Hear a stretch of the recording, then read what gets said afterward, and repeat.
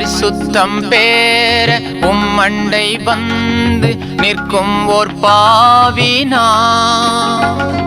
பரிசுத்தம் பேர உம்மண்டை வந்து நிற்கும் ஓர் பாவினா.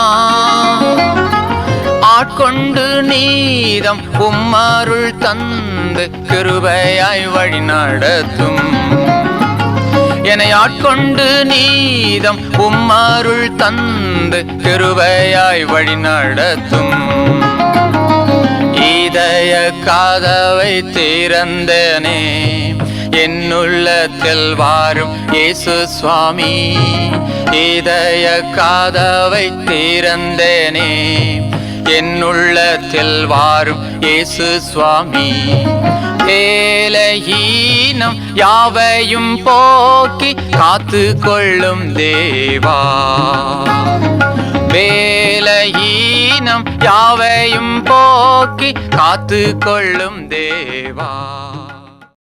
கர்த்தருக்குள் அன்பானவர்களே, அனுதினமும் கிறிஸ்துவுடன் தியான வேளைக்கு உங்களை அன்புடன் அழைக்கிறோம்.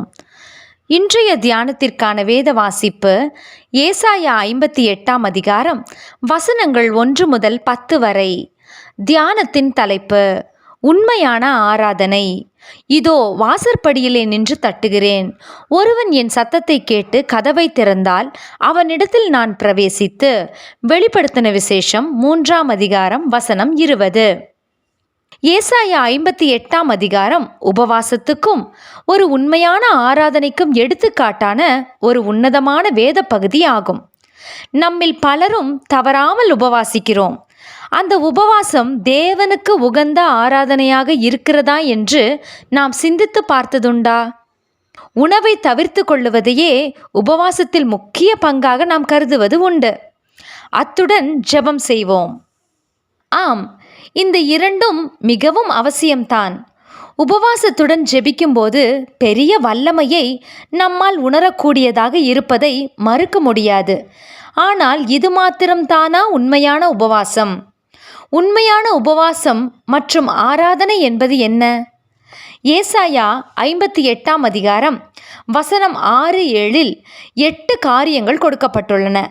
இதை கூறிவிட்டு இவற்றை செய்வதல்லவோ எனக்கு உகந்த உபவாசம் என்கிறார் கர்த்தர். இந்த 8 காரியங்களில் ஒன்றையாகிலும் நாம் உபவாசிக்கும் நாளில் கடைபிடிக்கிறோமா? அக்கிரமத்தின் கட்டுகளை அவிழ்க்கிறது எனக்கு உகந்த உபவாசம் என்கிறார் தேவன். அக்கிரமத்தால் கட்டப்பட்டு அதற்குள்ளேயே அமிழ்ந்து போகும் ஆத்துமாக்களை தேவனண்டை கொண்டு வருவது அவருக்கு நாம் செய்யும் உண்மையான ஆராதனையாக அமையும்.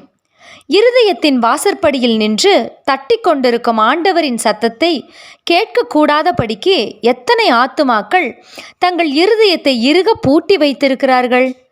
அவர்களுக்கு தேவனை குறித்து கூறுவதும் அவர்களை தேவனிடத்தில் வழிநடத்துவதும் நமது பொறுப்பு என்பதை நாம் உணர வேண்டும்.